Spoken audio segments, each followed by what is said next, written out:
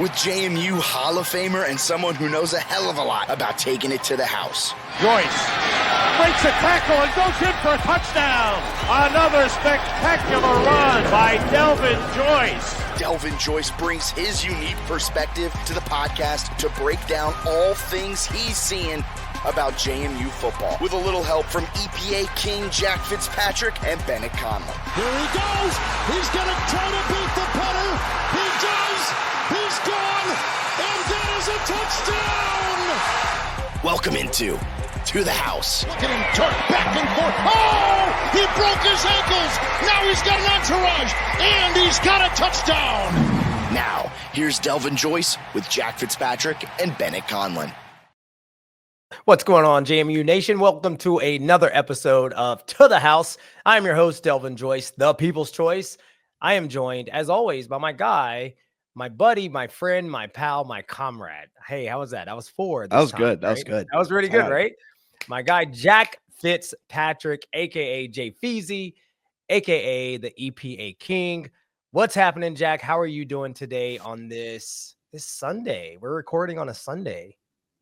A Sunday recording. As we're recording, the Seahawks are up 2 scores. So I'm hoping to have a weekend and move forward with at least one win. Yeah, there you go, man. I mean, you got to get at least one win because, obviously the Dukes fell in Boone. Jack, I had an opportunity to be there. I was there with my son. We took his friend and his dad, who is an App State grad. And we had a great time, man. Unfortunately, the App State dad and me had a bet on the game. Ooh. Whoever lost would have to fly the other team's flag in front of their house for a week. So what? Right now, as we speak, there is an App State flag flying in front of my house. Delvin, no. That's how confident I was that we would go down and win this game.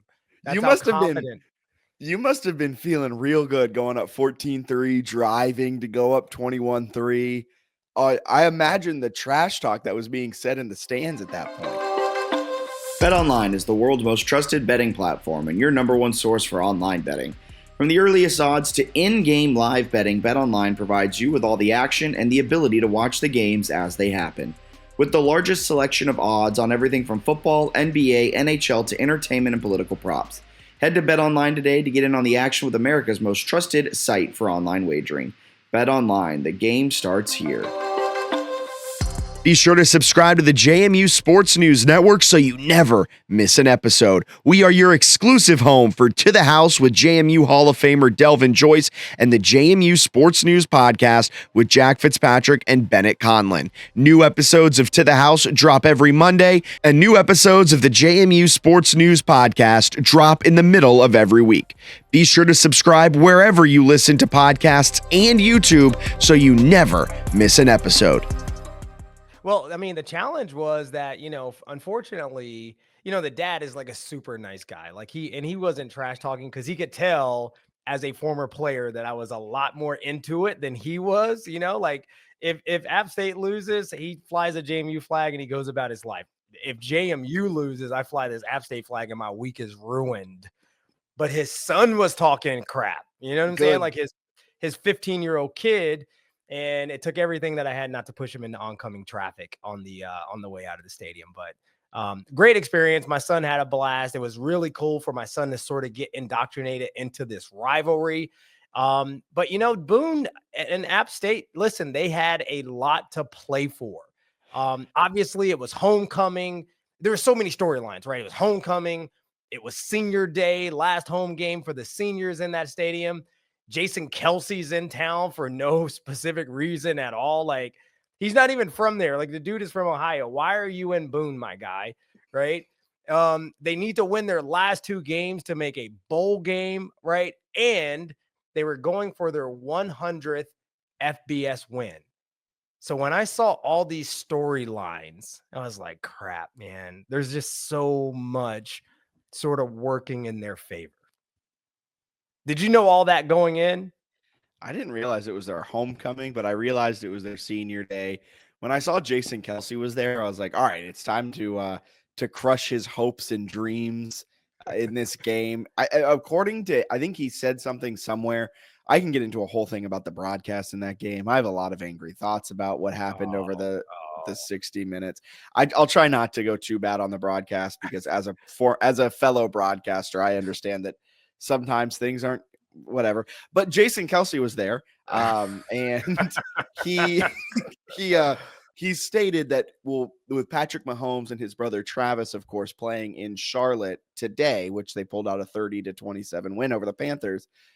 He wanted to go up and support Western Carolina after the devastation that happened due to Hurricane Helene. So he kind of wanted to get up, experience it, and just kind of show his support by being there in person, shotgunning with the App State fans before the game, lead them in a pregame, or I guess a halftime chant. But it was very interesting that Jason Kelsey found himself wearing yellow and black bibs while cheering on the Mountaineers.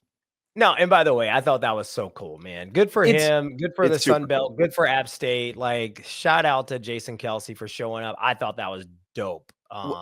My one issue is that when it's the fourth quarter and JMU is driving to go to try and score to make it a one-score game with still plenty of time left on the clock, I'd prefer not having a Jason Kelsey interview in the booth while that's happening. But that's just a personal thing. Call me crazy. I'm not entirely sure. That might be me being a sore loser, but yeah. No, I totally agree, especially because there was a very mysterious false start call in the middle of that interview. And I'm telling you, I don't know if you could put this into the feed. At some point, we got to go and look at this. I need somebody to tell me where the false start happened on that drive, because I literally recorded it on my phone. I slowed it down. I did not see a single offensive lineman at JMU move. I didn't see anybody move. And somehow there's a false start that sort of takes us out of a rhythm on that drive that I think we score on. Neither here nor there. Also, to your point, the broadcast, let's just put it here. The play-by-play guy was pretty good. I thought he was good. And that's all I'll say. All right. So overall, man, these guys are throwing snowballs at our team as they're walking in. It seemed like, and I don't want to use this word, I don't use this lightly. It was a very, very classless crowd in Boone, North Carolina. And I don't want to put that on the entire Appalachian State faithful, but it really solidified for me my disgust for this place and this team. And I already told you I was not fond of this place to begin with, but I'm in the stadium. If you watch our team as they're like in the tunnel, they're pelting them with snowballs. By the way, as I'm walking into the game with my son and his friend and his App State dad, right? I'm the only person wearing purple. I'm getting hit in the back with snowballs walking into the game. Yeah. And at one point I literally looked back and I said, hey, that's the last one. And thankfully they didn't throw any more because, I can get a little heated at times. But yeah, it's like, come on, like, what are we doing here? I mean, and again, this has nothing to do with the game, but I think it speaks to just like, just fandom in general. Like there's a point where it's just overboard. And it was just really unfortunate that these folks were just so over the top. Yeah. But you know what? At the end of the day, I said, you know what? We get to do something about it on the field. And unfortunately, the 125 people that were also wearing white and purple on the field did not, I guess, do anything about the snowballs on the actual field. Yeah, it reminded me of the Colgate game in 2018 up in Hamilton, New York, where JMU was getting pelted with snowballs and JMU got out to a really hot start. And then from there, it kind of petered out and they ended up letting Colgate win that FCS playoff game. But my kind of thoughts on it with the FJMU chants that were being said, that's fine. I love that. Yeah, whatever. Get into it. A lot of JMU fans weren't necessarily the happiest with that. Let it on us, because I guarantee when they're in Harrisonburg next year, we'll be chanting F App State. But the snowballs, one, on facilities there, you have to clear out that snow. Like, I do not like, you are asking thousands of drunk college kids and drunk adults. Here's a pile of snow. I know you want to make a snowball and throw it at the players that are 10 feet away from you. Don't. Like, that's just not going to end well. Like, you have to know that they are drunk kids that are going to do that. Secondly, it's going to happen if you give them the opportunity. You have to flag them. And we'll probably talk about the referees later on in this game. But if the Sun Belt wants to make an entire stink about streamers in the offseason, and that if streamers end up on the field of play, James Madison will be flagged for an unsportsmanlike conduct.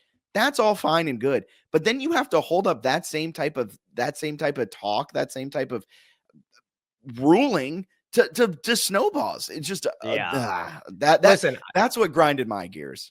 I will tell you, Peter Griffin, because that's the first person I ever heard say grind my gears.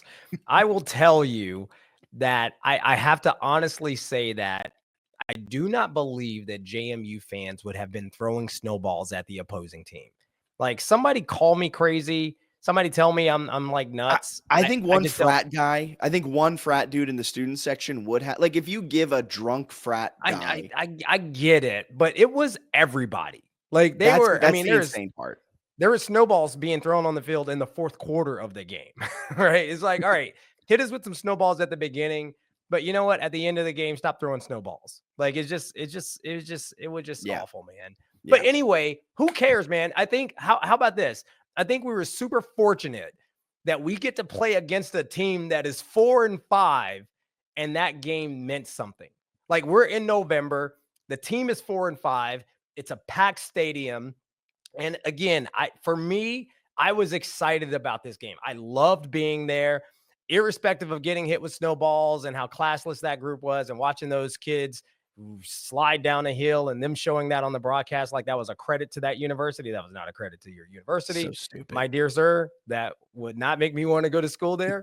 But it was just like, man, like, we get to play a team who will probably not even make a bowl game in November, and their stadium is packed and their fans are excited about us playing. Like, how much better is that than having to go to Elon in November and play in front of 2,000 people, right? So again, I loved it. I was excited about it. Now, you brought up the refs. So I'm about to go in on the refs. And by the way, I am so salty this week. I don't know why I'm so salty. I think it's because, the outcome of that game. But dude, let's talk about the refs for a second. JMU had 9 penalties, and App State had how many, Jack? I've never seen a game end with 0 penalties called. 0 penalties. That's stupid. That's impossible. There's a holding on every play. There's a holding on every play. And by the way, you cannot tell me that you could find 9 penalties against JMU, but you looked at the other team objectively and they did nothing wrong. And I will tell you that there were opportunities for refs to throw flags in this game, and they just did not. Right? The one time that they flagged App State for an obvious offsides, and by the way, there was more than one they didn't flag. There were several, but the one that they actually flagged them for, they said, "Oh, never mind. Time had run out and the quarter changed. So yeah, you guys still got 4 yards to go." Like, and by the way, we didn't get that explanation in the stands. So we come out of that quarter and we're like, how do we still have 3rd and 3? We just got the first down on the offsides. There was no explanation inside the stands.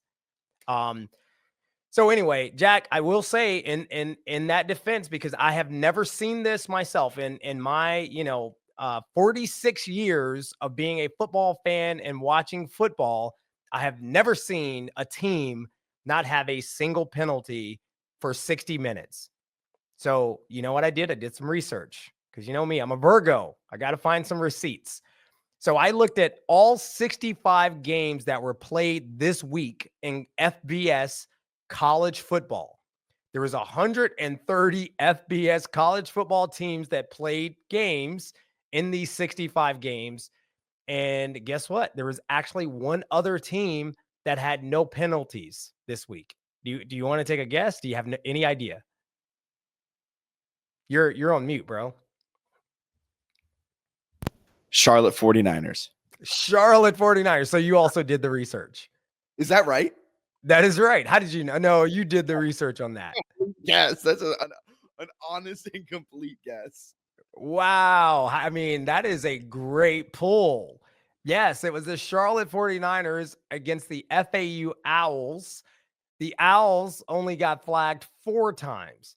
And so, when I look at that, by the way, 4 times versus 0, the delta there is not that big, right? I could see where maybe the officials were letting them sort of play a little bit, and maybe there were 4 obvious penalties to call against FAU.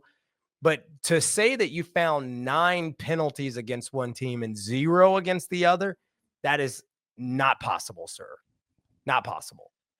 And so there was the offside that happened that didn't happen because at the commercial break they decided that the clock hit 0, the game clock hit 0, so therefore the play doesn't happen. Okay. It didn't really, it was kind of simultaneous. As the clock hit 0, the ball was snapped. In my opinion, not clear and conclusive to overturn the ruling on the field. That's besides the point. Then Totally there's the ineligible receiver downfield because Cam Ross covered up Taylor Thompson. It didn't look like it on the replay, but I'm not the one on the line of scrimmage. So again, this might be my bias showing. I might be looking at that play through purple color glasses. That right there. But then there's go ahead. But hang on a second. So I looked at that. He did cover him up. He did. However, right. no, he was Cam Ross was on the line of scrimmage. Okay. Taylor Thompson was covered up on that play. However, and again, I've been playing football for a very long time. I have been in that position where I am, in that slot or I'm spread out wide on the line of scrimmage as a receiver, and the referee will always help you out. The ref will always say, he would have said to Cam Ross, hey, number 1, are you on? Are you off? Are you on? Right? So he would give Cam Ross sort of a heads up that, hey, you're on right now. Are you supposed to be on? And I don't know that ref gave him the benefit of the doubt and even did that, but he was definitely covered up. But that was a big play. Sorry, what was the other one for you? Well, and the other one was the non-offside call when it was kind of like a herky-jerky type of play when Tanner Morris sees him jump, throws the snap back when Alonzo's not ready, because that's what Tanner Morris is coached to do. He does it. Alonzo rolls out to the right as pressure's coming into him because the offensive line wasn't prepared for the snap. He rolls out, throws it down the field. It's intercepted, but it goes out of bounds. Everyone, I think, in the stadium was expecting a flag to be thrown. And I was on 3rd and 3. No flag was thrown, and it becomes 4th and 3, and the Dukes have to punt, I believe, there. And that was another one where it was just like a clear App State committed a penalty there, and there was no flag called. And that was that was more blatant than the Charlotte non-call earlier in the season in week 1. Yeah, totally. There was another one too in the game, an offsides for sure, that was not called, and I can't imagine why not. There was also the Joey Aguilar. Joey Aguilar throws a ball away in the back of the end zone because he was about to get sacked by, I think, Eric O'Neill. Just throws it away, and they said he was outside the tackle box. And I literally just pressed pause. The guy didn't even roll out of the pocket anywhere. He literally took the snap, dropped back, and he was still in the tackle box, and they just let him get away with it. And so also I would say the pass interference, listen, you called the pass interference on T. Spence, and was it pass interference? I think T. Spence has a right to go get the ball as well, right? But on the deep ball to Dollison, the guy made a good play, probably not the best throw by AB3, but he literally shielded Dollison off with his right arm. Literal definition of pass interference to get inside leverage and make the play. Not to have this beginning of the podcast just turn into us complaining about the rest, but here's one more where they're complaining. Who cares? Who cares? First and goal, the cornerback jumps. I forget what receiver was being targeted, but the corner jumps on his back and is like a backpack. A good 2 to 3 beats before the ball is even near the receiver, and there's no call there. No call. I felt like I was going crazy. And by the way, it was Cam Ross. And that would have been a big play because we had just made AB3 just made the great touch pass over the middle to Yamir Knight. We had gotten down there. We needed to score quick because there's only like 3 minutes and 40 seconds left on the clock at this point. Great play call, dial it up, throw the slant to Cam Ross. Cam Ross beats him inside. The guy literally jumps on his back, as you said. He's got him hooked on the other side. No call at all. And so I'm okay. Listen, if you don't call that against us, then great. But I mean, 9 penalties and none on their side. And there were plenty of opportunities for these refs to call penalties on them. And they just didn't. I mean, they didn't. They called a holding on us when AB3 just ran out of bounds for a 1-yard gain on a scramble, and they still called a holding on somebody that was like meaningless to the play. So it was just really, really weird, and just seemed like there was a lot going against the Dukes in this game. So that was frustrating. But neither here nor there. I don't think that was the real story of the game. But again, and sometimes you need some of these things to go your way. And when the penalties do not fall your way, that can be a big deal. The things that really, really mattered in this game, though, and listen, we had our opportunities, but we had 2 turnovers and we had another punt blocked that was scooped and scored. And for me, I think that was really the ball game. They scored on one of the turnovers, and before you know it, they're blocking a punt and they're up 24 to whatever it was and going in that 24-17 at halftime, just like that. And for me, when I look at this game, my fan brain, when I'm obviously in the stands and I'm going crazy. And by the way, I was going crazy in this game. There was a lot of people coming up to me saying, "Hey, we love To the House. We love you, blah, blah, blah." And so hopefully they still love me, because I was an absolute maniac in the stands. But when I look at this game, I believe that our coaches just have to put our players in the best position to be successful. And I think that there were instances in this game where I do not believe that our coaching staff put our players with our specific personnel. I do not think that some of these young men were put in the best possible position to be successful.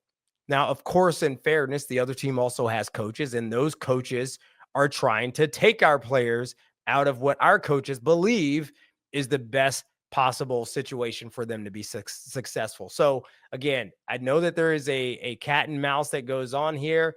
Sometimes we're going to win and sometimes they're going to win. But I would say by and large, I would say going back and looking at the game again today, Jack Fitzpatrick, I muscled through it. I watched the entire thing. I would say that our coaching staff called a pretty good game, man. I mean, I think on offense, I think Dean Kennedy called a really, really good game. I thought Lyle Hemphill, if you look at the metrics, you look at all the stats, they called a really good game.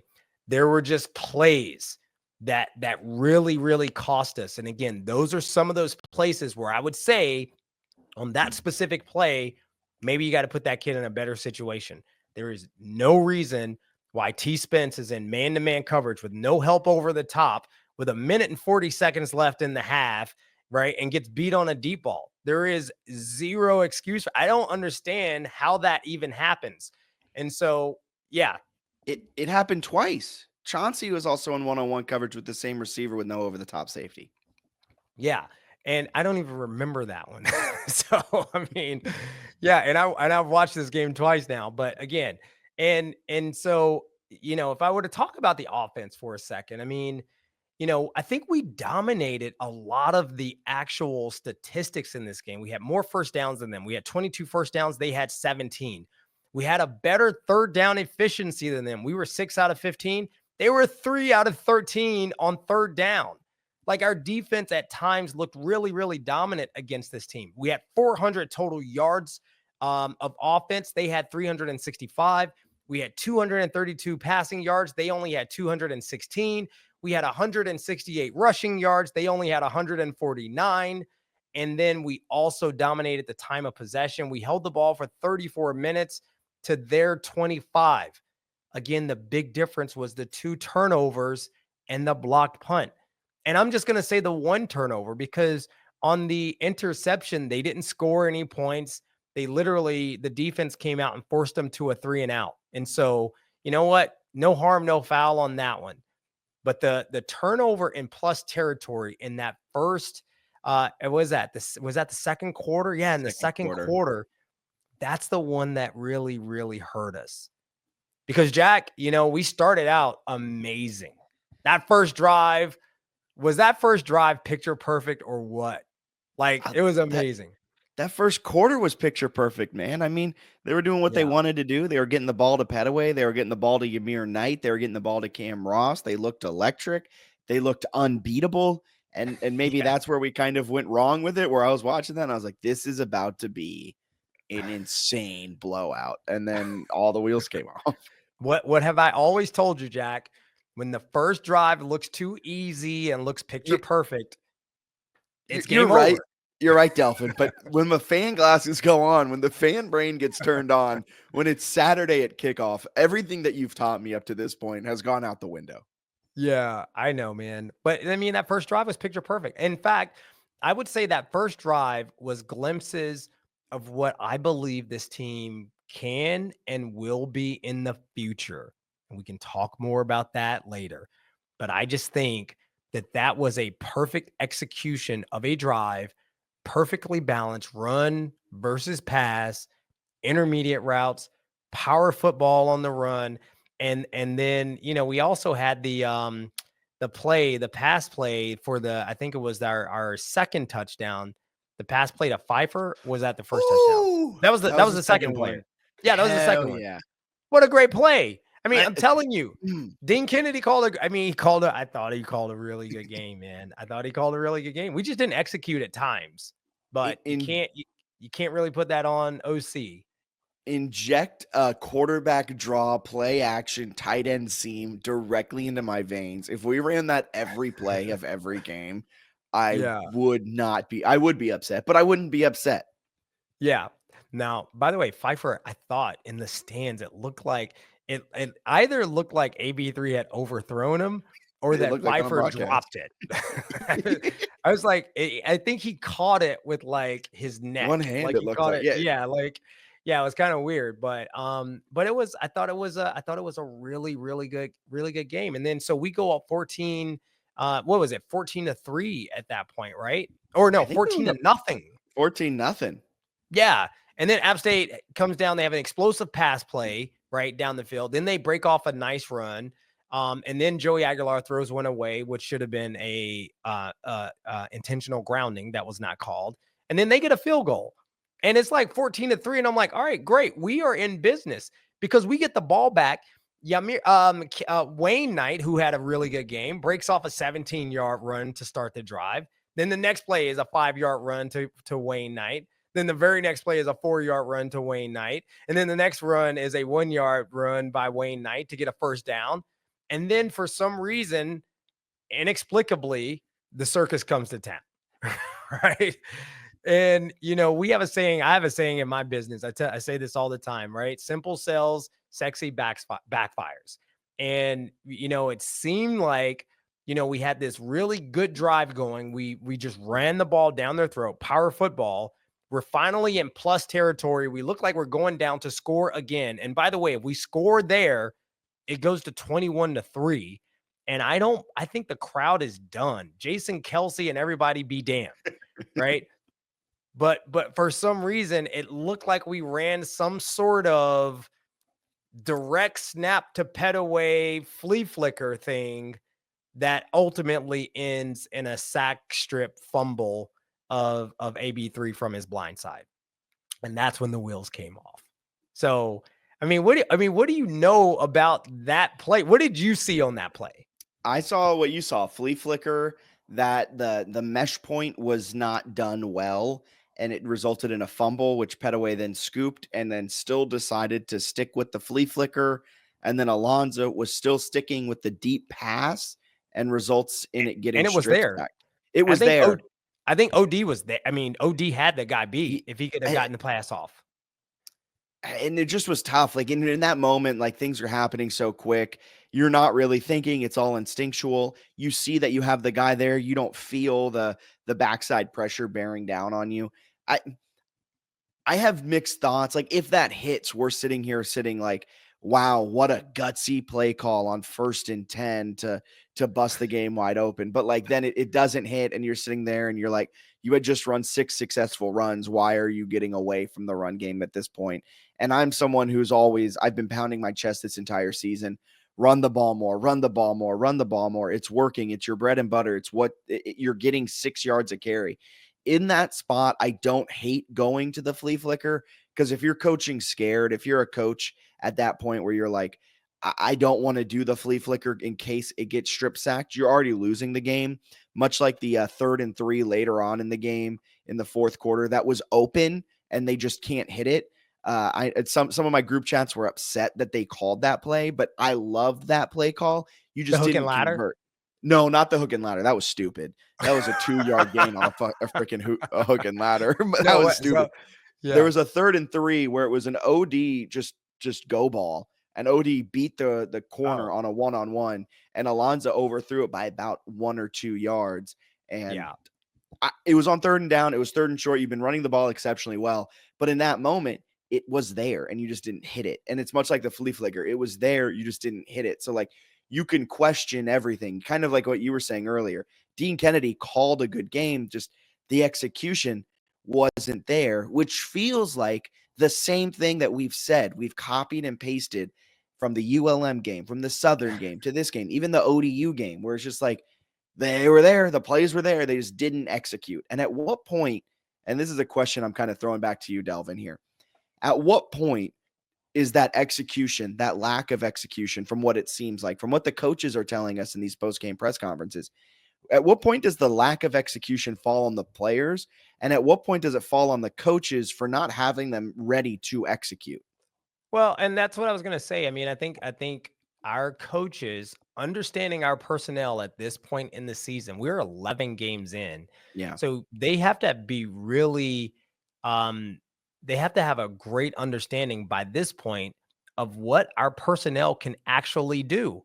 So we have to know whether or not T. Spence can cover their best receiver one-on-one on the deep ball. Like, we, at this point in the season, we either know that or we don't know that. And so when I said we have to have a coaching staff who will put our players in the best position to be successful, that's what I mean. Now, I also, and I said earlier, you know, I think it was an example of what's to come, because I do believe that as this coaching staff has an opportunity to hit the recruiting trail and have a full recruiting cycle, understanding the Sun Belt Conference and what they need to recruit to win in this conference, now I do believe that they'll have an opportunity to go out and recruit the types of players that they need to run the types of schemes that they want to run. But there is no easy answer there. But I do not believe, if there was like a flea flicker thingamajig called there, you know, we're up 14-3, we're in plus territory, we're driving the ball down their throat. There's no need for that at that point. Like, there's no need for that. You're right. Like, simple cells, sexy. And by the way, and I'm okay with being aggressive. I'm not saying don't be aggressive, but we don't need the circus play when we're up 14-3 in plus territory. Throw the ball deep if you want to throw it deep, right? But don't run the circus play. Now, again, the play was so jumbled, we have no idea if it was even a flea flicker or what it was. But I find it hard to believe that, you know, if it wasn't some sort of flea flicker, that George Pettaway would inadvertently get the snap, right, and cause this inadvertent fumble thing, recover it, and then pitch it to the quarterback. Like, he would have just run with it. Yeah. Right. If he like accidentally moved in front of the snap and knocked the ball down, like, he would just, and he picked it up. So he would probably just run. You wouldn't take a chance and toss it back to I don't think, unless it was called that. As a non-former running back, I would not do that. I would run. Yeah. But of course, you saw what happened. App State gets the ball, huge momentum shift. They go down, they score, and now it's a ball game, right? But we still, right, even with that, you know, we come back, we kick a field goal. Now it's 17-10. And of course, with 2 minutes and 49 seconds left, by the way, it's 17-10. And somehow we end it down 24-17. And I still don't understand how that happened. 2 minutes and 49 seconds left in the half. We're up 17-10. We go into halftime down 24-17. How does that happen? But anyway, so even with that, and by the way, you said you like the shot to OD. I love the shot to OD, but I love that call on like second down. And I think that's, you know, again, it's 3rd and 7, run the play to get 7 yards. Like, where's the intermediate route that says I can go get 7 yards on that play? Because again, we're trying to go down at the end of the half and get a score to at least bring it back into, knowing they're going to get the ball back after halftime, right? So run that deep shot on second down, and let's run an intermediate route and pick up the first down on third down. Yeah, and it's all hindsight's 2020 in my case here, because also it's 3rd and 7. You're a team that has shown that you're okay with going for it on 4th and short. Why are you not playing that like it's 2 downs? Try to get 5, 6, 7 yards, try to get the first down, make it 4th and very short, and then maybe you can set yourself up to go for it rather than going for it all on 3rd and 7 and then putting yourself in a spot where you can't go for it on 4th. Like it's just interesting sequencing at times. Yeah, and by the way, again, to your point, hindsight's 2020. Maybe they saw something on the sideline. I've said this before. Dean Kennedy has so much more information down there than I had in the stands. But of course, having to punt there set up the blocked punt, and the guy just literally walked right through the A gap. Like, Jack, you could have blocked this punt, right? Like we had 2 guys that double teamed one person, and then the other guy just runs right through the A gap and just puts a hand out and blocks it. And then of course they scoop it and they score it. And this is the second week in a row we've gotten a punt blocked. I did hear Chesney on the interview say that these 2 blocks were totally different, but at some point, this is our 3rd block of the season, and this has cost us 21 points on the season. UNC scooped and scored 1. Of course, last week, Old Dominion blocked 1. They recovered it on the 3 and then went in the next play for a score. And then this one was a huge momentum changer. And at some point, and I know they were totally different, you could look at all 3 of those and say they're totally different. The one consistent thing, though, is that they were all punt plays. And at some point, somebody's got to take accountability for why our punts keep getting blocked and why we keep giving up points on punt team. You were a gunner, right, Delvin? I was a gunner, yes. When you would go and sprint your heart out down the sidelines and you'd look back and you'd see the punt was blocked, what would your reaction be? I would be hype. No, I wouldn't be. But what do you mean? Tell me. When you're running down to tackle, the punt returner. Oh yeah. And you see that your team allowed a block punt. Would you get like pissed, or would you just be like, "Oh man"? No, I'd be pissed, of course. Okay, I was just curious. Why? Tell me. That is all out of pure curiosity, because like I always wonder, because you always talk about the gunners and like on the outside, like it just feels like they're in their own world, just sprinting like their hardest down the sideline, and you get down to like the punt returner and you look back and you're like, I just sprinted 50 yards and the ball's in the end zone. Awesome. That's cool. Yeah. No, awesome. you probably don't think about that part. You're more pissed that the punt got blocked, right? So the fact that you just sprinted down the field, that doesn't even enter your psyche one bit. You're like, how did that happen? What was the protection breakdown? And at some point, somebody's got to figure this out, because this is a huge thing that's cost us in especially this ball game. But if you remember, go back to the Old Dominion game last week, that was also a big momentum shifter that got ODU back in the game. So somebody's got to take accountability. I have not heard anybody take accountability for any of this yet. But that's a big one. And by the way, we're lucky to only have 3 blocks. I mean, we've had some very close calls all season. Yeah. The guys, the teams that we've played who've had guys blitzing or rushing the punter just haven't gotten there. Right. But it's been there for them to get it. And I'm telling you, these teams are seeing this on film, and there's a reason why we keep getting punts blocked. But so anyway, I was so frustrated with that. Now, if we talk about defense, right, the key that we talked about coming into this game was that the defense just couldn't give up the explosive plays. I mean, App State thrives on explosive plays.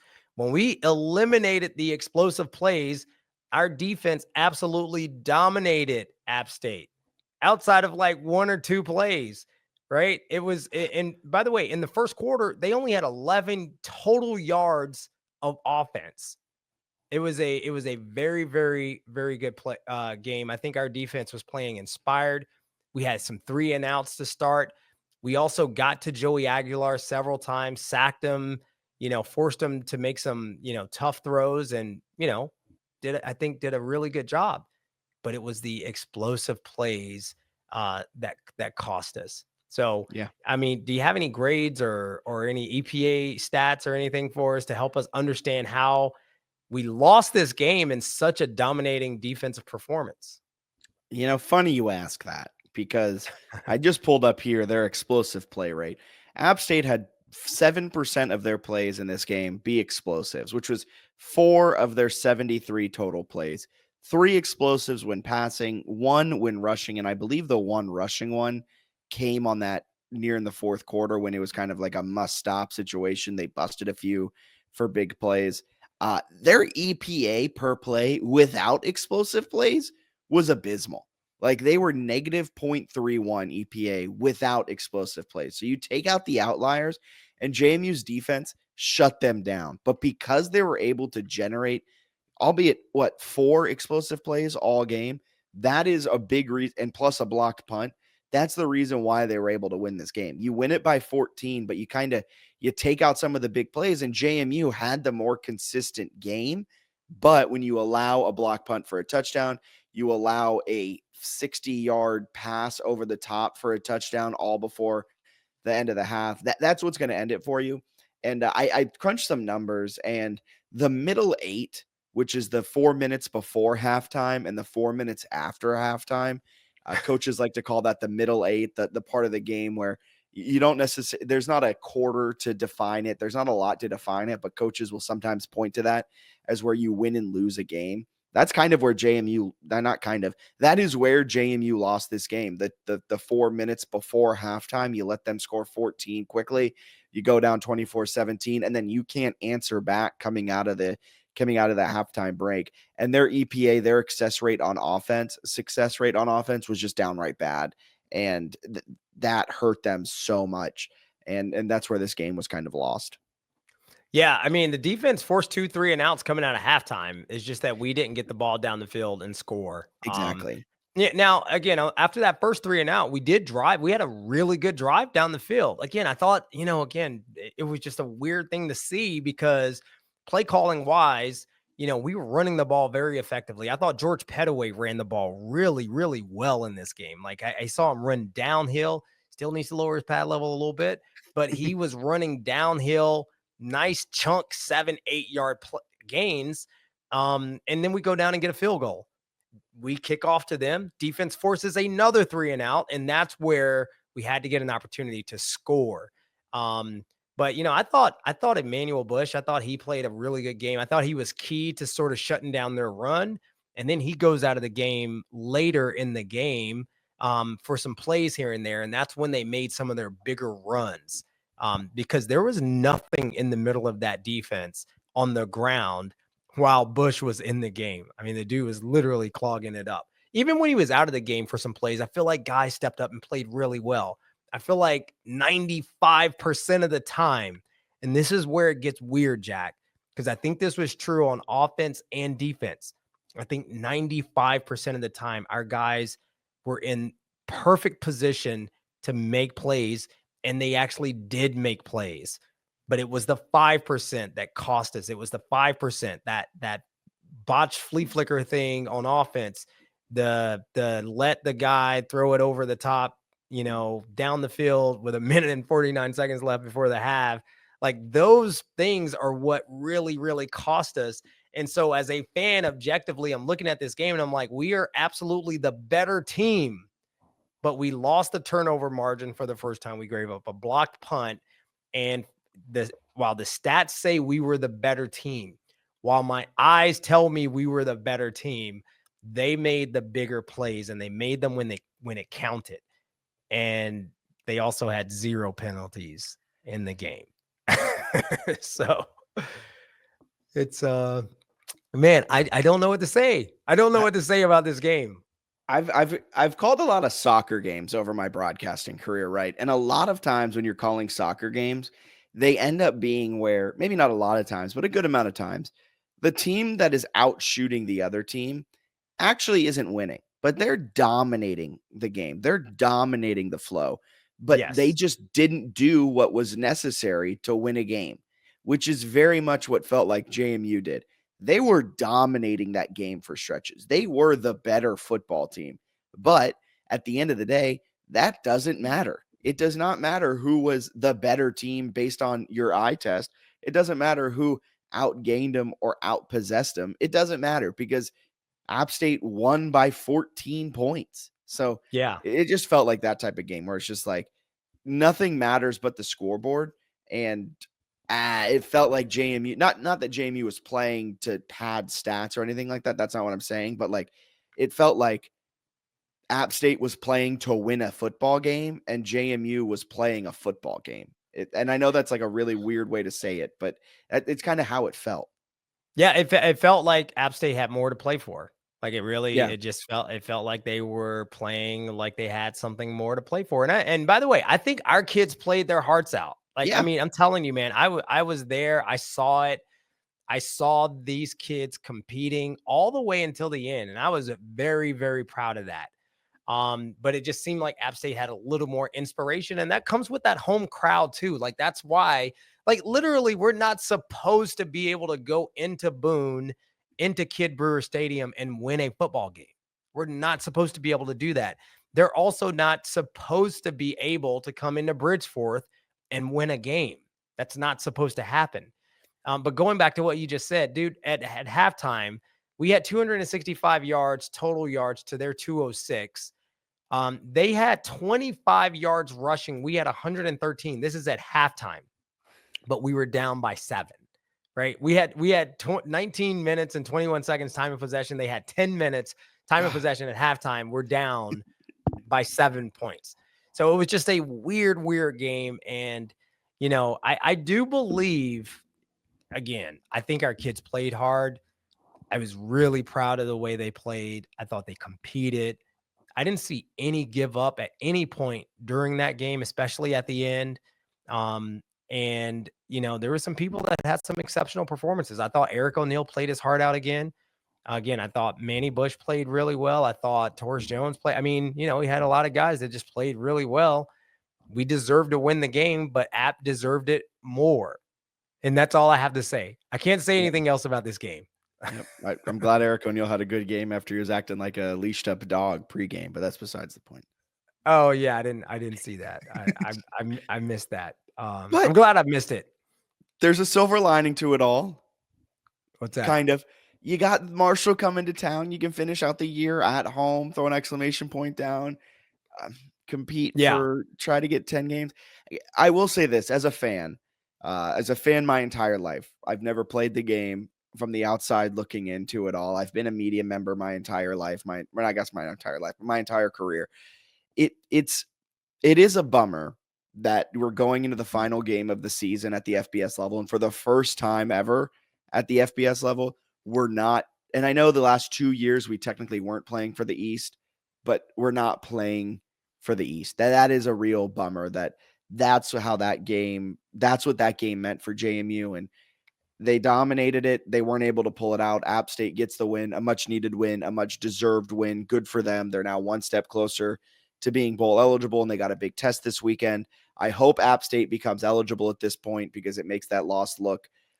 No, Jack. No. Are you not in the camp? Bro. Are you not in the camp of I hope if we lose to them, they then have success down the road? Listen, man, in the words of Buck Nasty from the Chappelle Show, I think everything bad that can happen on earth happens to that football team. I do not want them in a bowl game. No way. Okay. I hope they lose to Georgia Southern next week and they have to sit on the couch during bowl season and watch JMU play a bowl game. Like, I don't want App State I don't want them to qualify for a bowl. I don't. I'm sorry.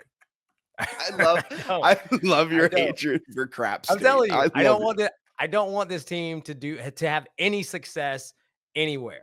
So wait, I got to go back to something you said earlier. Why was your son not wearing purple at this game? Because who has a purple coat, man? Do you understand how? No, seriously. That's so true. That is so true. Like it's so much easier to be an App State fan because it's like I put on a black bomber jacket. Everybody's got a black bomber. Nobody's got a purple puffer coat. Like I put this jacket on over my puffer coat, right? With like 4 other layers. And just speaking of that, man, it was brutally cold in that stadium. Like it was freezing. Look, but we were bundled up. My feet were the only thing that was cold, you know. I got to say, if there's anyone listening out there that wants to supply Delvin and I and Bennett for when he comes onto the podcast here with purple puffer jackets and Delvin's son with a purple puffer jacket, we'll greatly appreciate that. Man, I gave the kid, he had on a purple JMU shirt and a purple JMU jacket under his black coat. But, you know, dude, he's a 14-year-old kid. He's got one coat, right? That's more goods than I have. I have a bunch of sweaters. I don't think I own like a true winter coat. Yeah, it was brutal. But my entire family will be at the Marshall game this coming Saturday. And so this Marshall game, I do believe that this is a big game. I do think that JMU has a lot to play for. I think the key to this Marshall game is really, you know, taking out and handling their quarterback, Braylon Braxton. So I'll talk about him in a second, but you know, it's a very good Marshall team. They only have losses to, of course, Power 5 Virginia Tech, or P4 Virginia Tech. Oh, number 2 in the country, probably number 1 now. I didn't see the poll today. Ohio State, right? They didn't take over Oregon. I would doubt that, right? No, they have not. No, they're still number 2, right? So number 2, Ohio State. And then somehow inexplicably, they lost to Georgia Southern on a fluke comeback where they were up by like 3 scores with 4 minutes in the game. But if they had not lost that game, they would 100% be in the driver's seat for the East, except that now JMU can play spoiler in this game. Because if we beat Marshall and Georgia Southern does what we need them to do, and they beat App State to keep App State on the couch, and we're going to call them Couch State, then Marshall now loses control of the Sun Belt East, and Georgia Southern is your Sun Belt East champion. So I love that JMU gets to play in this spoiler role.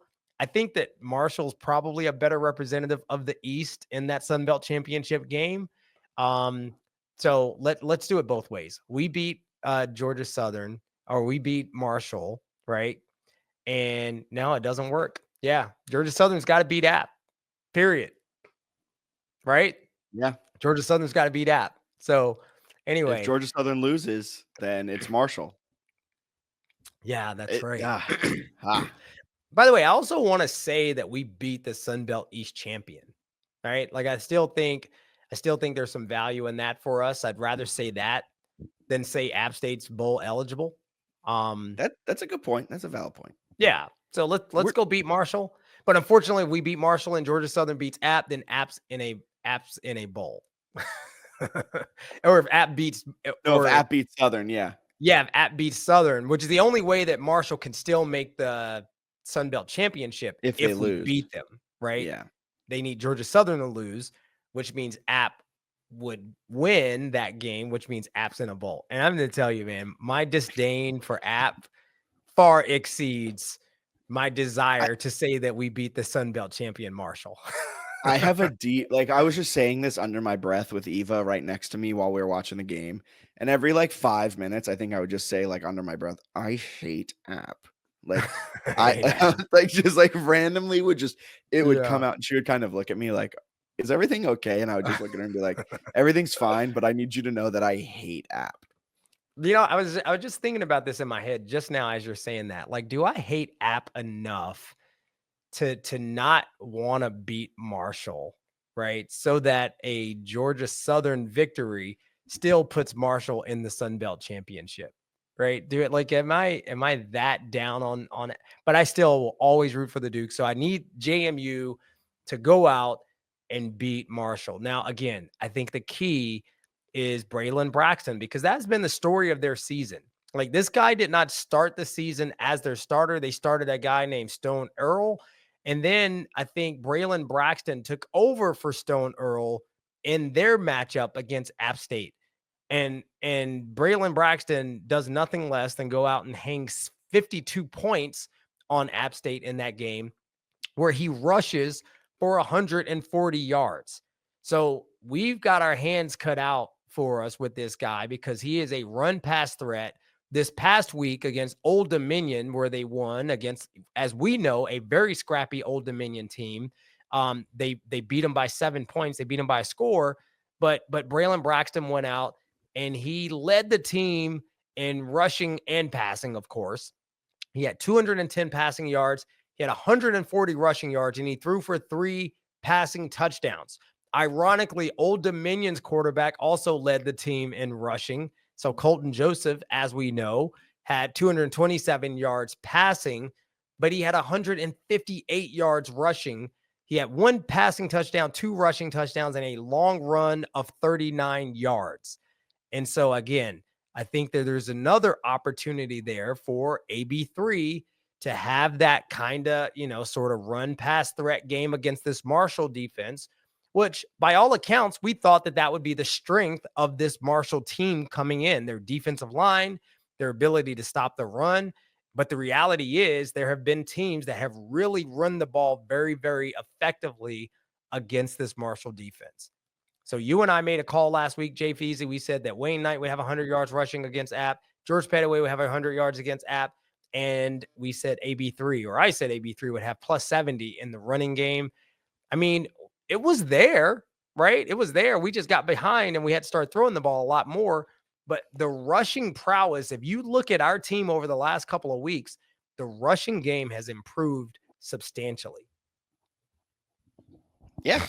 Last 2 weeks, or not, I guess now 2 weeks before last week. So they've been coming on. The App State game. Like you said, they got down. So they weren't in the spot where they could run the ball a lot.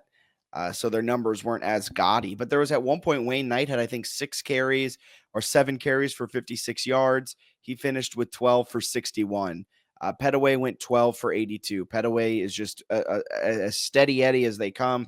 He's Mr. I'm going to get you 12, 13 carries. I'm going to get you 80 to 100 yards, and you're going to like it, is essentially the way he plays football. But really want to see Shady Pettaway go over 1,000 for the season. So I think how close is he? I think he's got like 820, maybe 840, maybe 860. All right, what's your final guess? 825. Oh, 828. Hey, look at me. So, I mean, again, he could have a big game this game, and then he has a nice game in the bowl game. I'd love to see him do it in the regular season, though. So go off Shady Pettaway. Go get one. Don't make me do math. 100 and just get 180, and let's just call it 172. Yeah, let's get 172 yards in this game.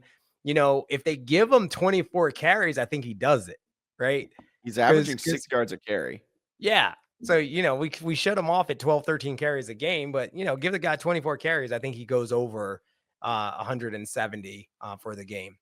So, I think, again, keys to the game, we got to stop Braylon Braxton. The guy does do a good job of taking care of the ball. He only got 3 interceptions this season. And, for us, we've got to take care of the ball. I can't stress this enough. If we don't give up the ancillary turnover points, we win the game last week, right? And so we can eliminate the mistakes this week against Marshall. We win. I think we are much better football team than this Marshall team. And I think this is a huge game that's on national television. And for recruits, for our national brand, this is still a very important game. So I think the other key, JMU Nation, is that we got to go and show up to this football game, right? So what is your over under? I mean, is this game going to be sold out? What do you think is going to happen there?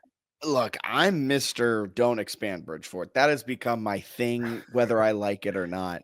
You're a hater. Shut me up here. If you go out and sell out Bridgeport in this spot, it's not sold out yet. Then I won't have a lot of legs to stand on at this point. However, if JMU Nation can't go out and sell out this stadium, I'm not saying I told you so, but my case. Well, listen. Yeah, I think that's unfair. They've sold out every game this season. I will say I do have to put this on the record. I was talking to a mutual friend of ours, Tim, on Friday about this. I'm not anti-expansion. I was, let's wait a couple of years. Let's wait. And granted, when I said this was like 2 years ago, I said, let's wait a couple of years and then we can revisit this discussion. So I'm not anti-expansion. I just want to put that out there. With that being said, you have to sell this game out. Like you got to sell this game out. Show up, show out. It's an 8 p.m. game. It's the Saturday after Thanksgiving. You got plenty of time to come back. It should be a great time. I'm still debating whether or not I want to go out to this game because tickets should be not too expensive, not too crazy, and it'll be a good time. And it's a big game, and JMU plays exceptionally well at home. JMU is one of the best group of 5 teams.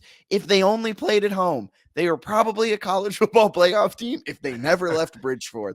And you know what? You want to go out, you want to see that one last time before the end of the year. Yeah, I think it's going to be a great show. I think Marshall's a good team coming in here, into the Mullet. I think it's going to be fun. It's going to be freezing.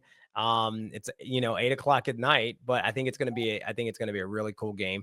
And for the students, you got time to come back. Do you really want to sit in your mom's basement for one more night? Probably not, right? Hey, this isn't my mom's basement. This is my mom's extra room. Let's get that right.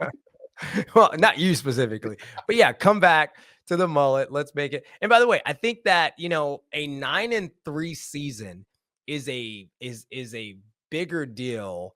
It's a whole lot better than 8-4 season, not just for optics, but for our bowl bid.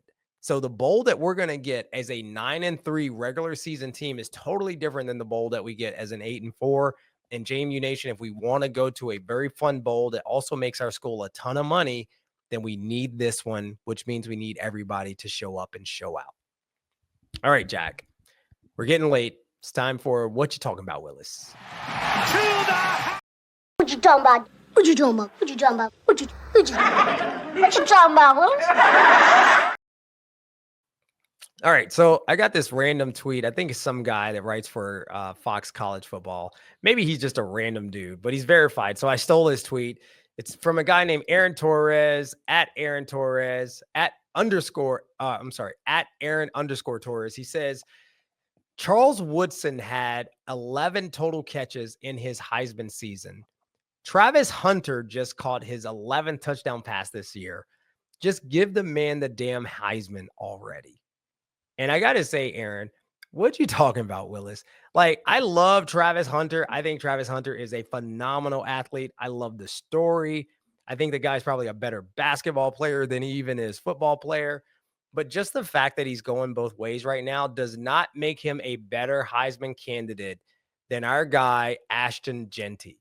Like, Ashton Jeanty, this dude is leading literally every statistical category in rushing. He's first in the nation in rush attempts. He's first in the nation in rushing yards. He's tied for third rushing yards per attempt. He's first in yards from scrimmage. He's first in rushing touchdowns. He's first in touchdowns from scrimmage. He's first in total touchdowns. And he's first in total points. I don't understand why a guy named Ashton Jeanty would just not already be on the ballot as the winner. Because if we were to compare him to the season that Travis Hunter is having, Travis Hunter is, 8th in receptions, 14th in receiving yards, 14th in receiving yards per game, receiving yards per reception. He's not even in the top 100. Receiving touchdowns, he's tied for 8th. Now for interceptions, he's tied for 29th. Passes defended, he's tied for 23rd. Like, it's not like he's having a dominating performance on both sides of the ball. I'm not saying that it's not spectacular that the guy's being able to play both ways and he's having valuable contributions on both sides of the ball, but there's a lot of players that could probably do the same thing. I got to be honest. They just don't, right? They just don't. Dion was a two-way player, and so he gives this guy this opportunity to do that. But I know players that I even played with that could have played both sides of the ball. Not saying Travis Hunter is not exceptional. Jack, what do you think? Hey, you know what the saying is? Jack of all trades, master of none. That's right. Travis Hunter is a jack of all trades, and he is not elite at one. His whole body of work is great. It is awesome that he's doing that. But just because my man's is taking snaps as both an offensive player and a defensive player does not mean he then should be able to get the Heisman over a player doing something that we haven't seen since Barry Sanders did it in what? The 90s? The late 80s. I don't know when Barry Sanders was at Oklahoma State. I don't want to insult too many people, but like, we're doing something we haven't seen in a generation, 2 generations of foot, like a long time. We have not seen a player do this. And just because Travis Hunter can play both ways, or he's, like you said, he's given the opportunity to play both ways, doesn't mean he should then automatically get the Heisman. Football players are freak athletes. All of them played both ways in high school football. Most of them were quarterbacks and cornerbacks, but you don't see them wanting to play quarterback and cornerback in the college ranks because that's just not smart. Go become a master of your trait. Don't be a jack of all. Be a master of one. Yeah. And listen, I know there's some people listening like, oh, Travis Hunter's amazing. I didn't say he wasn't. I just said that he does not deserve the Heisman over this kid, Ashton Genty. And so for this guy to say, oh, because, Travis Hunter's caught 11 touchdown passes this year, he should win the Heisman. I don't believe that. I really don't believe that. I think Ashton Genty's amazing. So, all right, Jack, let's take it to the house. And by the way, JMU Nation, let's keep it short and sweet this week, because I do not have the emotional bandwidth to drop some knowledge tonight, but it's Thanksgiving week. So I would just like to say to you guys, please take some time with your families and show some gratitude for all the amazing things that we all have to be thankful for. Even if you can't think of anything to be grateful for, you should be intentional about finding some gratitude in even the small things. So Jack, to you and Bennett, I'm grateful to you guys for inviting me to be a part of the JMU Sports News Network.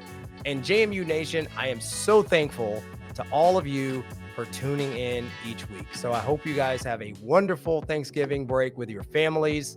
See you in Bridgeforth on Saturday. Let's take one more to the house at the Mullet. Let's go Dukes.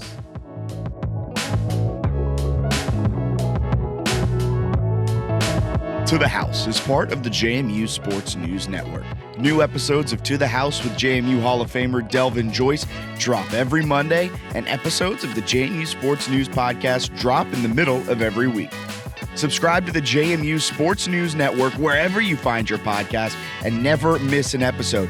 You can watch every episode of To the House on the JMU Sports News YouTube. Stay updated on social at JMU Sports News and at JMU To the House, and at our website, jmusportsnews.com.